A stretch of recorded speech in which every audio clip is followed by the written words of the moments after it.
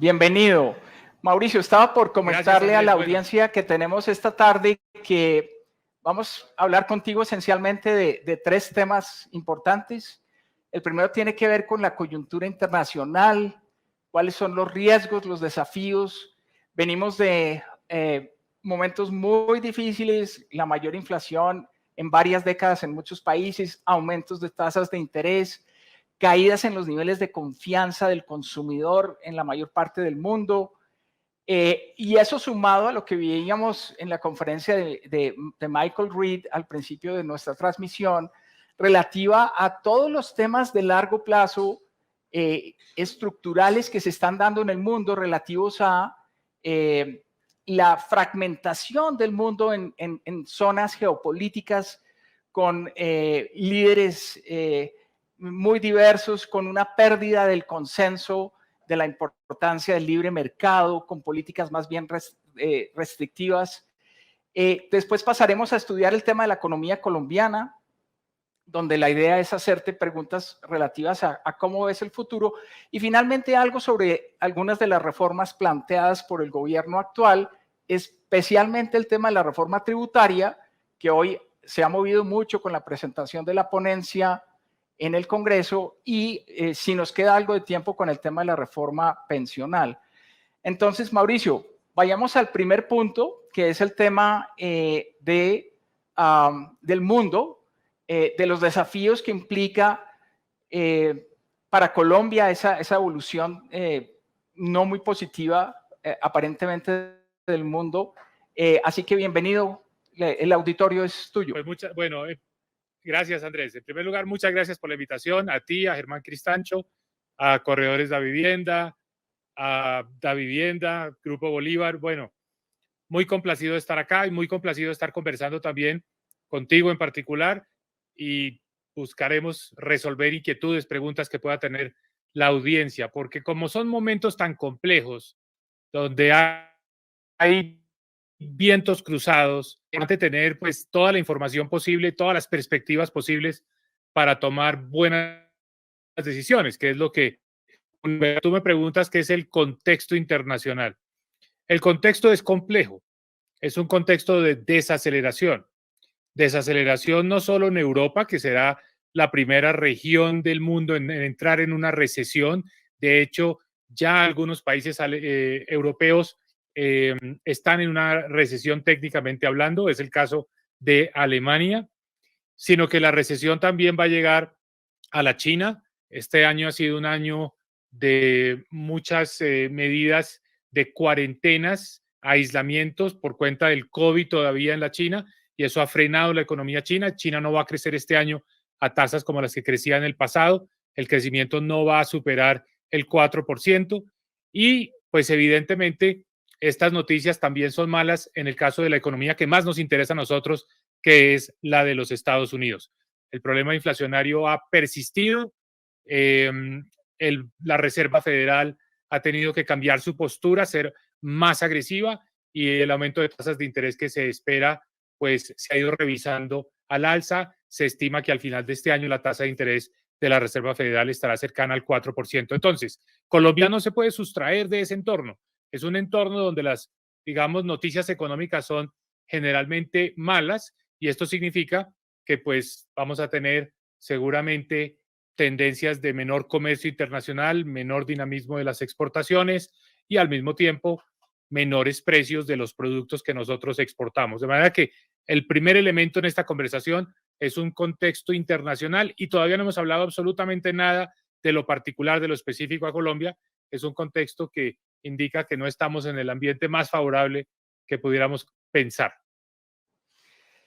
Mauricio, en ese entorno internacional difícil, ¿ha empezado a haber alguna preocupación adicional por temas relativos, por ejemplo, a la estabilidad del sector financiero? Recientemente, esta semana, hemos oído de dificultades de uno de los principales bancos suizos, y obviamente en la medida en que hay una recesión, como tú lo mencionaste, en Alemania y muy probablemente en el Reino Unido y en Europa, y que se puede extender a los Estados Unidos, realmente ¿es un momento crítico para el sector financiero a nivel global o piensas que realmente los casos que estaremos viendo son más bien esporádicos y no deberían ser motivo especial de preocupación?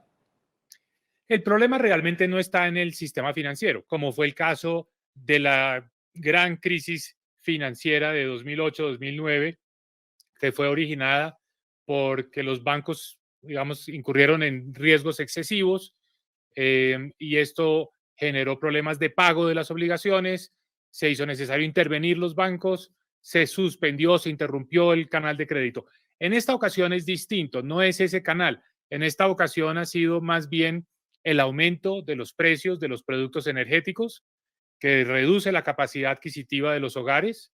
Entonces se ha frenado ese consumo y también al mismo tiempo el canal que se está viendo es el de la inflación, un canal más tradicional, inflación que ha sido persistente, que ha sido difícil de quebrar y que los bancos centrales pues han tenido que responder con aumentos en las tasas de interés mayores a los que se había pensado originalmente. Es decir, como lo plantea el presidente de la Reserva Federal de los Estados Unidos, pues bajar la inflación va a ser costoso y ese costo va a ser menor actividad económica, va a ser imposible, muy difícil, cada día menos probable controlar la inflación, bajar la inflación sin inducir una recesión. Yo diría que ese es el canal. Entonces, no es particularmente una crisis de origen financiero, ni creo que tenga la posibilidad de convertirse en una crisis financiera, porque lo que ha estimulado, digamos, la economía en los últimos años ha sido más bien la política fiscal después del COVID y algo de estímulo por la vía de bajas tasas de interés, pero no porque el sistema financiero haya incurrido en riesgos excesivos. Ok, perfecto, Mauricio. Cuando uno mira la historia monetaria de los Estados Unidos, hay un periodo tremendamente difícil que fue el de principios de los años 80, la época de Paul Volcker, el entonces secretario del Tesoro en los Estados Unidos. ¿Piensas que estamos en una situación similar? En los 80, recordemos, lo que sucedió es que el aumento en las tasas de los Estados Unidos causó una fuga de capitales muy fuerte en los países de América Latina, además de un menor crecimiento afectando los precios de los commodities. ¿Piensas que hay circunstancias que pueden hacer que sea inevitable tener un impacto demasiado grande sobre el continente y en particular sobre los precios de los commodities? ¿Qué diferencias podríamos hacer entre esa época y la actual? Bueno, la actual tiene unas características particulares y es que viene después de una época de grandes estímulos macroeconómicos, aumentos muy fuertes del déficit fiscal y periodos largos de tasas de interés bajas. Entonces, esas políticas de estímulo pues han generado efectos inflacionarios antes de la invasión de Rusia a Ucrania. Después de la invasión rusa a Ucrania, pues se ha generado un efecto adicional de aumento de los precios tanto de los productos energéticos como de los alimentos, porque recordemos que Ucrania y Rusia son grandes productores de cereales, grandes productores de fertilizantes, y la interrupción del comercio en la medida que se bloquearon los puertos sobre el Mar Negro, pues incrementó el precio de estos productos. Entonces, esas presiones inflacionarias en un ambiente de mucho estímulo macroeconómico es lo que ha generado la necesidad pues de aumentar las tasas de interés, y el aumento de tasas de interés va a ser fuerte, va a ser, digamos, más alto de lo que inicialmente se había pensado, y ahí es donde pues se frena mucho la demanda de crédito, la demanda de vivienda, la inversión, y es el elemento que genera la desaceleración económica. Eso en Estados Unidos. En Europa es aún más grave porque evidentemente está la situación de el deterioro fuerte del ingreso de los hogares, de la capacidad adquisitiva de los hogares, porque las facturas, las cuentas mensuales de los servicios públicos, pues han tenido aumentos enormes. Hoy en día la factura promedio en un país como Alemania son 300 euros por mes para un hogar. Eso es lo que cuestan los servicios públicos, especialmente los servicios de energía eléctrica y de gas para la calefacción. Entonces, esto le quita ingresos a los hogares y los hogares obviamente ajustan por la vía del gasto. Perfecto. Mauricio, aterrizamos un poco ya en el caso colombiano y miremos un poco en perspectiva lo que está haciendo el año 2022. Creo que este año también ha sido un año de grandes sorpresas. Los estimativos de crecimiento para la economía colombiana a principios de año eran muchísimo más modestos. Hablábamos cerca de un 4,5%. Ya estamos hablando de un 7,8%. Esa es la buena noticia, digamos, de todo lo que estamos viviendo. Pero detrás de eso, has venido insistiendo en tus presentaciones en la insostenibilidad del crecimiento de la economía colombiana. Explícanos cuáles son los elementos de riesgo que se han ido generando en este año y que obviamente habrá que corregir en los meses que vienen, de tal manera que tengamos un crecimiento sostenible que no ponga, digamos, en riesgo el futuro crecimiento del país. Pues mira, estamos hablando de lo difícil que es el contexto internacional, la posibilidad de una recesión por todas partes, en todos los continentes. Pero Colombia, teniendo un año extraordinariamente bueno, parecería que viviéramos en otro planeta. Este va a ser probablemente el mejor año de la economía colombiana en mucho tiempo, el mejor año para las empresas, un buen año para los hogares. Las empresas están dando utilidades muy importantes, las ventas de las empresas están en niveles récord. Los hogares también pues han recuperado ingresos, la tasa de desempleo ha bajado. Esto ha permitido que se dispare el consumo de los hogares, sobre todo servicios. Entonces, de los sectores que más crecen son el comercio, los restaurantes, la hotelería, en fin. Entonces, ¿estamos realmente en otro mundo? ¿Vivimos en otro planeta? No, lo que pasa es que digamos, se han dado en Colombia circunstancias que hacen que nuestro caso sea diferente. La primera de todas, la más importante, Colombia exporta los mismos productos o productos muy parecidos a los que exporta Rusia. Entonces, en la medida que ha habido bloqueo comercial sobre Rusia y han subido los precios de esos productos, Colombia ha ganado por la vía no solo de vender a mejor precio, sino que ha también vendido mayores cantidades. Esto aplica para el carbón, el níquel, el petróleo. Entonces, este año vamos a tener un aumento muy importante de las exportaciones. En lo que va hasta agosto de este año, las exportaciones colombianas han aumentado en un 50% frente al año pasado. Vamos a llegar a una cifra cercana a 60.000 millones de dólares, cuando el año pasado estábamos en 40.000 millones de dólares. Eso ya es un estímulo muy grande. Otro factor positivo, como han subido los precios de los productos alimenticios, pues entre ellos ha subido el precio del café, que además se ha afectado por una mala cosecha en Brasil. Entonces, tenemos precios históricos de la carga de café en Colombia. Ese es el ingreso de 600.000 familias. Eso es consumo en las zonas de producción de café, también estimula la economía.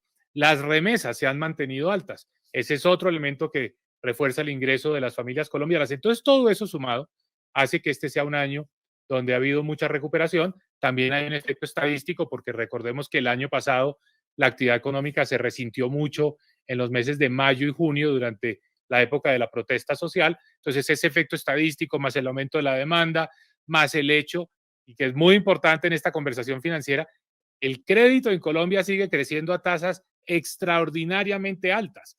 El Banco de la República ha subido la tasa de interés.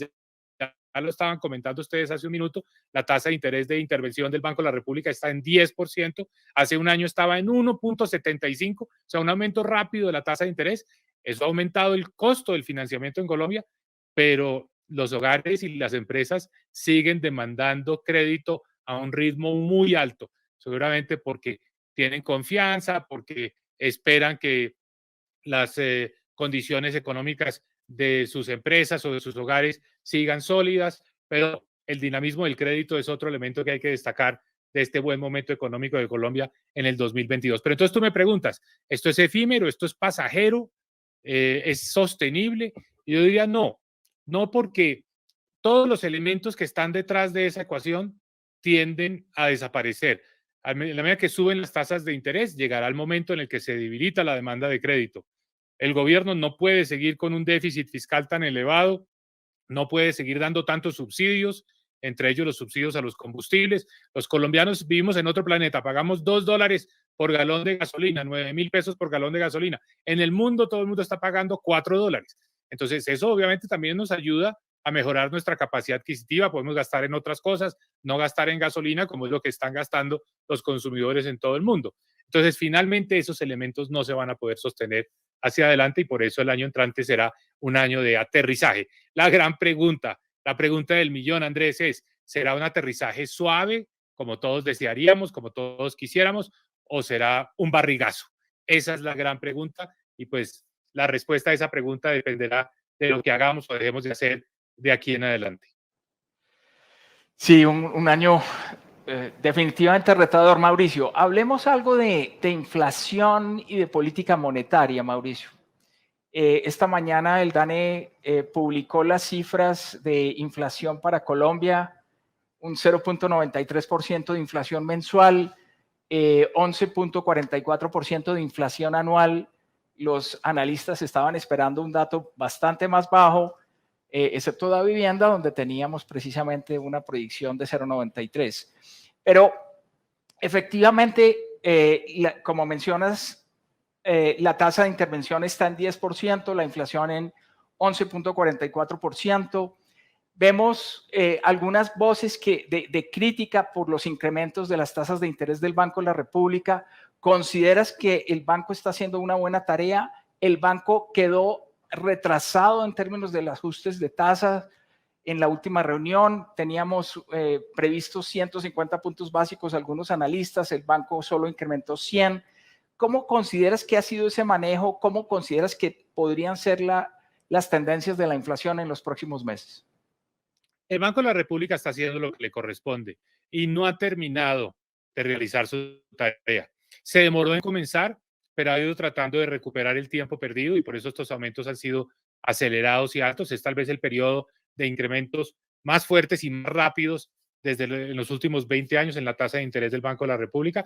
Todavía no ha terminado. Yo creo que va a llegar a una tasa del 11%. El dato de inflación de hoy apunta en la misma dirección. Y dependerá mucho de lo que venga, si para en 11% o si tiene que seguir subiendo la tasa. Pero yo daría por descontado de que todavía falta un incremento de 100 puntos básicos en la tasa. La inflación de 11.44% es preocupante porque de la mano de esa mayor inflación se están ya ajustando los pronósticos de inflación para este año, para el año entrante. Entonces, pues el promedio de los analistas espera que la inflación al final de este año esté en el 11%, o sea, esa va a ser la inflación con la que se va a tomar la decisión del incremento del salario mínimo para el próximo año. Y el año entrante sí puede empezar a bajar la inflación, pero no llegará a un nivel cómodo. Se va a mantener en un nivel, yo diría, cercano al 6%, incluso puede ser del 6 al 7%. Todavía no dentro de ese rango que nos genera confianza, que nos da tranquilidad, que es el rango del 2 al 4%. Entonces, la inflación es un problema. Y hay que tener en cuenta que esta inflación, a diferencia de la inflación en otros países, es la que se ha dado sin que en Colombia se haya hecho el ajuste de los precios de los combustibles. Otro será el escenario cuando empiece a subir el precio de la gasolina, porque sabemos que la gasolina influye mucho sobre los precios de muchos productos que hacen parte de la canasta familiar. Entonces, el aumento de precios de la gasolina hay que hacerlo por razones de carácter fiscal. Es insostenible la situación fiscal con ese subsidio en los montos en los que hoy existe, pero en el momento que eso empiece a corregirse va a generar o por lo menos va a mantener por un tiempo las presiones inflacionarias.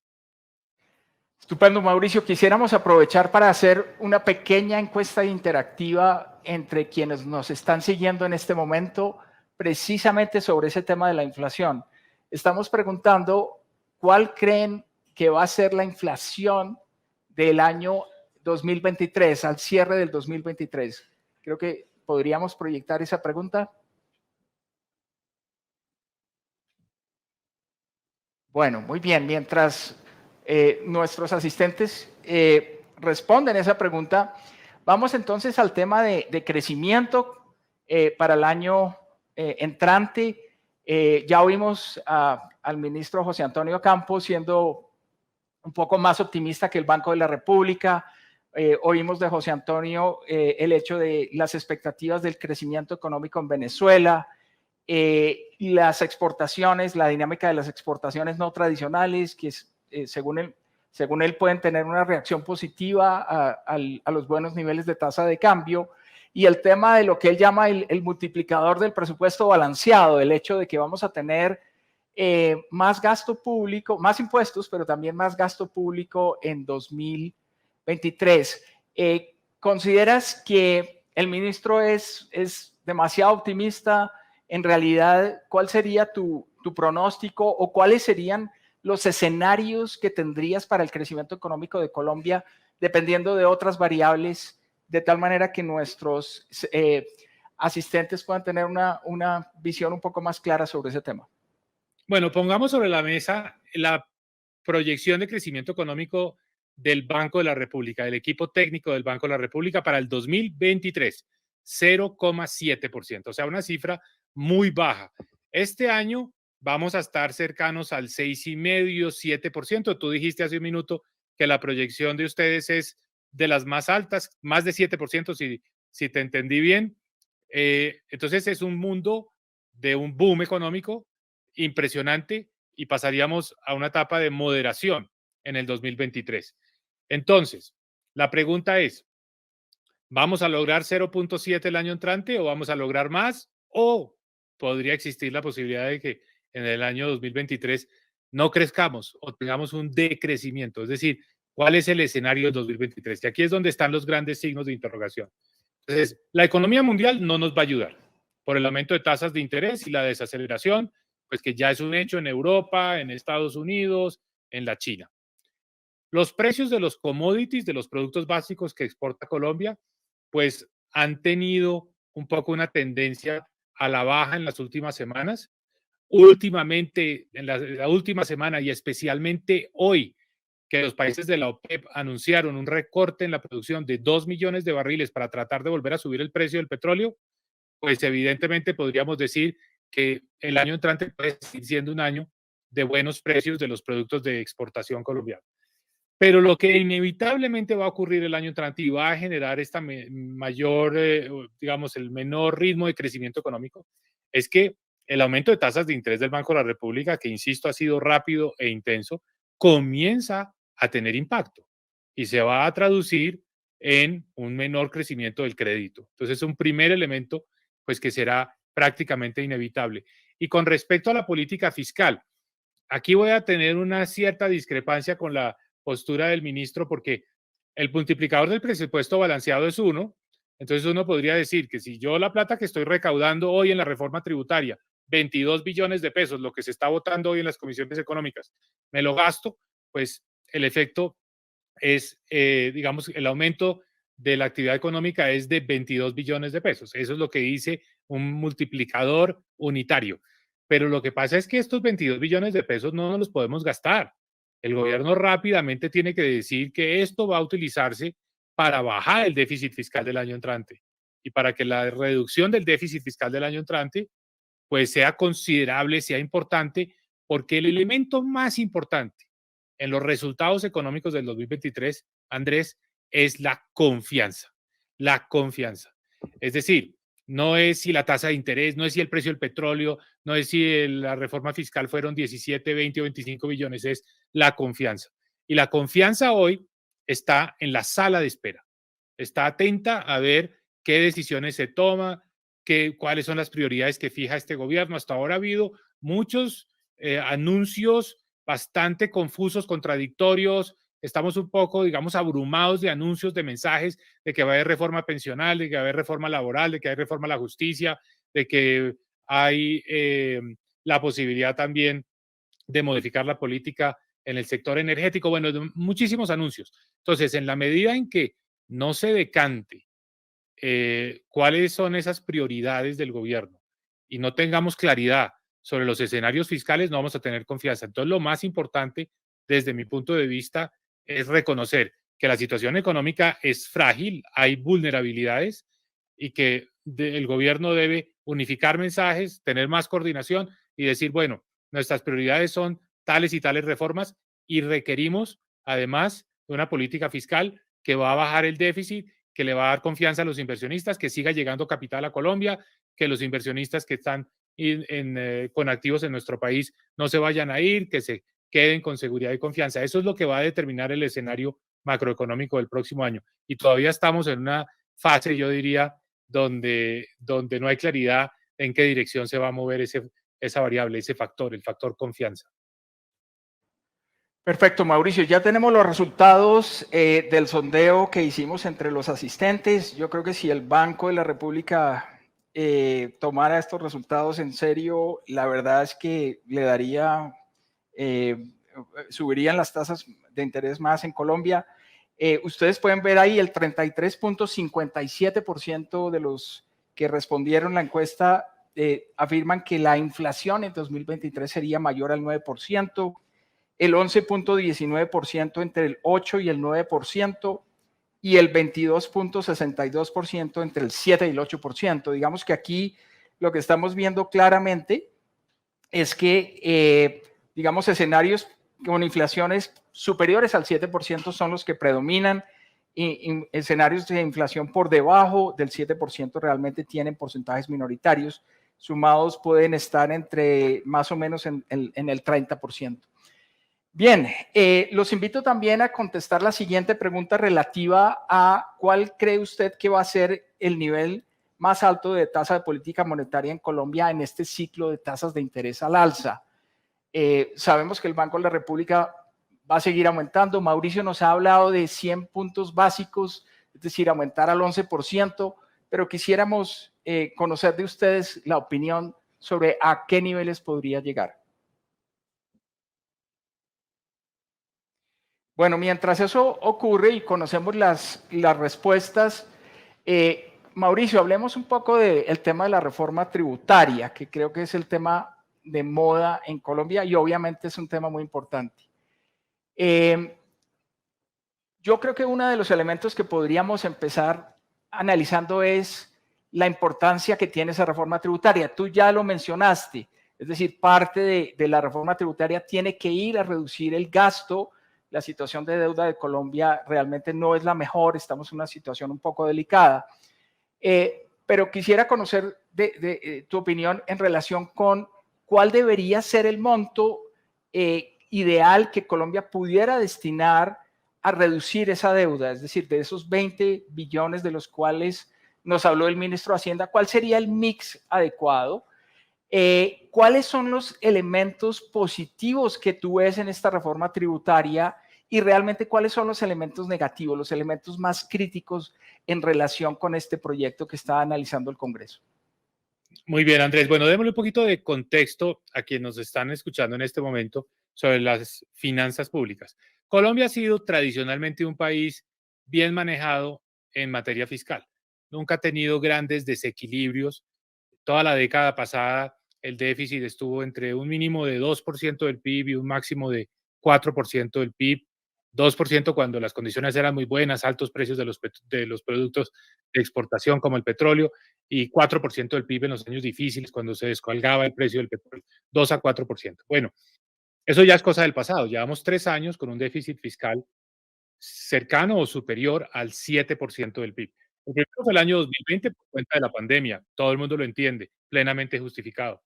El 2021 el déficit se mantuvo también muy alto, en parte porque no se pudieron retirar los subsidios, los estímulos introducidos durante la pandemia, se tuvieron que adicionar otros subsidios por cuenta del estallido social y mantuvimos un déficit fiscal alto. Y este año, si se tiene en cuenta el enorme costo de los subsidios a la gasolina, también vamos a tener un déficit fiscal cercano al 7% del PIB. O sea, 3 años consecutivos de déficit anormalmente altos para los estándares colombianos. Y por supuesto, altos para quienes nos analizan, quienes evalúan el riesgo, quienes toman decisiones de inversión, quienes finalmente oprimen o no esa tecla de comprar papeles en Colombia. Entonces, eso hay que arreglarlo. Ese déficit hay que bajarlo. Todo indica que el año entrante va a poder bajar, porque el recaudo está aumentando, porque la misma situación económica positiva de este año está generando más ingresos fiscales, la reforma tributaria que se hizo el año pasado en la llamada ley de inversión social también ayuda a mejorar el ingreso tributario. Entonces, todo eso debe apuntar a que el déficit del 2023, el déficit fiscal, baje. No sabemos todavía exactamente a cuánto, pero si está por debajo del 5%, más cercano al 4% del PIB, quiere decir que vamos en la dirección correcta. Sería un gran logro del ministro Campo, daría mucha confianza, daría mucha credibilidad. ¿Qué quiere decir esto? Que los recursos de la reforma tributaria que se está aprobando ahora se tienen que invertir y utilizar en muy buena parte en asegurar que el déficit fiscal del año entrante se reduzca. Es decir, desafortunadamente no va a ser para cumplir promesas de campaña, no va a ser para, digamos, financiar nuevos gastos, tendría que ser simplemente para cerrar el hueco que existe en este momento. Entonces, la reforma tributaria arrancó con unas cifras pues exorbitantes, se llegó a las de 70 billones, después de 50 billones, se presentó una de 25 billones, la que se está aprobando en las comisiones económicas se dice que sería del orden de 22 billones de pesos. Entonces, hablemos un poco sobre esta reforma tributaria, lo bueno y lo malo de esta reforma tributaria. Lo primero, se necesita, sobre eso no hay discusión. Segundo, es una reforma que a mi modo de ver busca darle al sistema tributario una mayor progresividad, es decir, que quienes tienen mayor capacidad de pago pues hagan una mayor contribución. Entonces revive el impuesto de patrimonio, aumenta el impuesto de dividendos, aumenta el impuesto de ganancias ocasionales, mejorada la versión que se está votando ahora frente a la que presentó el gobierno, porque lo que el gobierno quería originalmente era unas tarifas realmente exageradas de impuestos a los dividendos e impuestos de ganancias ocasionales. Me preocupa, eso sí, la tarifa del impuesto de patrimonio de 1,5% para patrimonios o para los montos de patrimonio superiores a 10.000 millones de pesos. Es una tarifa muy alta. Ojalá nos mantuviéramos en esa tarifa del 1% para los patrimonios superiores a 5.000 millones de pesos. Esa tarifa tan alta del impuesto de patrimonio puede generar un efecto negativo sobre la inversión, puede empezar a generar pues una serie de incentivos a que la gente saque la plata o la oculte o cree sociedades para hacer esas inversiones. En fin, considero que el impuesto de patrimonio máximo debería ser 1%. Y esta reforma es una reforma que realmente busca un aumento muy fuerte, quizás ya excesivamente fuerte, de los sectores minero-energéticos. De los 22 billones de pesos, 9 los aportarían el sector petrolero y el sector de carbón. Y esto yo creo que puede conducir a una situación en la que en estos dos sectores se frene mucho la inversión. A lo mejor eso es visto positivamente por el gobierno, que considera que Colombia debe acelerar la transición energética. Pero a mí, como ciudadano, como observador, como economista, me preocupa que en Colombia se frene la inversión en estos dos sectores, porque a Colombia todavía le falta mucho tiempo de seguir recibiendo estos ingresos antes de que en el mundo se haga, digamos, la retirada de los combustibles fósiles para que con estos ingresos Colombia pueda seguir desarrollándose. Entonces, me preocuparía que con estos aumentos de impuestos tan fuertes, porque se está hablando de una sobretasa de impuesto de renta del 10% para las empresas minero-energéticas, pues evidentemente se frene mucho la inversión en estos sectores. A mí me parece que ahí se les está yendo la mano en la propuesta que hace el gobierno y que se va a votar en las comisiones económicas, quizás en este mismo momento mientras nosotros estamos hablando. Pero aprovecho para decir, una cosa es un proyecto de ley aprobado en comisiones económicas, otra cosa distinta es un proyecto de ley aprobado en las plenarias. Todavía falta esa segunda parte, ese segundo tiempo, y en ese segundo tiempo seguramente va a haber nuevos cambios, de manera que ya vamos de 25 en 22, yo creo que aquí vamos a terminar en una cifra más cercana a los 18 billones de pesos y seguramente algunos de estos aumentos muy fuertes se van a moderar, especialmente en el impuesto de patrimonio y seguramente también en materia del sector minero energético. Bueno, Mauricio, bueno, ya tenemos los resultados del sondeo en relación con a qué nivel van a llegar las tasas de interés del Banco de la República en esta fase ascendente de las tasas. Los datos son bastante elevados. En realidad, el 10.26% está hablando de una tasa de 10.5%. Del 11.5% habla el 28.21% de quienes contestaron la pregunta. Al 12% opina el 24.36%, es decir, una tasa bastante alta, 200 puntos básicos más que la que tenemos en este momento, 12.5%, el 21.28%, y bueno, incluso hay estimativos de 13.5%. Bien, con esto damos... Si te puedo hacer un comentario sobre eso. Sí, Mauricio. Simplemente para tener clara esta consecuencia. Si la tasa de interés llega a ser el 12%, y creo que es un escenario que no es descabellado, y quienes optaron por ese escenario lo que están diciendo es que la inflación va a ser más persistente y que el Banco de la República va a tener que endurecer su postura, pero simplemente para mencionar que esa tasa de interés del 12% ya no nos pondría en un escenario de crecimiento el año entrante de 0,7%, sino de probablemente menos. Entonces, esto es importante tenerlo en cuenta porque muestra cómo estos pronósticos son pues dependientes también de lo que vaya a hacer la Junta Directiva del Banco de la República. Y dependerán también muchísimo, y yo supongo que esta es la pregunta siguiente que vas a hacer, de lo que pase con tasa de cambio. Si la devaluación sigue, pues esto genera inflación. De hecho, la inflación del mes de septiembre, la que publicó hoy el DANE, el elemento fundamental detrás de esa mayor inflación es la devaluación, porque aumentó el precio de muchos productos importados, transables, que son los que más, digamos, contribuyeron al alza de precios en septiembre. Entonces, más devaluación, más inflación, y obliga al propio Banco de la República a endurecer su postura de política monetaria. Estupendo, Mauricio, muchísimas gracias. Tenemos que, en aras de cumplir con el horario que tenemos establecido, tenemos que terminar en este momento. Mauricio, un agradecimiento muy especial por haber estado con nosotros. A quienes nos están viendo, algunas de las preguntas que nos habían transmitido, yo diría que la mayor parte están, por lo menos nuestra visión, están contenidas en el libro que estamos publicando hoy, así que los invito a que lo lean con mucha asiduidad. Muchas gracias a todos por su presencia el día de hoy. Muchas gracias a ustedes, Andrés, por la invitación. Hasta luego.